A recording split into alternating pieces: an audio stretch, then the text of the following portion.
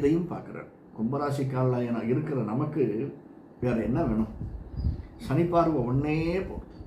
இதுக்கெல்லாம் தீர்வு குருவனுடைய பார்வை. ஸோ குருவை கெட்டியாக பிடிச்சிக்கோங்க. ஃபஸ்ட்டு குருவனுடைய தசை இருக்கிறவங்க இந்த சனிப்பயிற்சி, இந்த சனியினுடைய தாக்கம் நமக்கு ஏற்படாமல் இருக்கணும்னா குருவனுடைய காலை கெட்டியாக பிடிச்சிக்கணும் சார். நம்முடைய குரு இஷ்ட தெய்வ குலதெய்வ வழிபாடு அல்லது ராகவேந்திரர் மாதிரி சில பேர் குருவாக நினச்சிட்டுருக்கலாம். சில சித்த புருஷர்கள் பல பேர் குருவாக நினச்சிட்ருக்கோம். ஈவன் வள்ளலார், பட்டினத்தார், இப்படி நம்ம குருன்னா என்ன சார்? வழிகாட்டி, அவ்வளோதான்.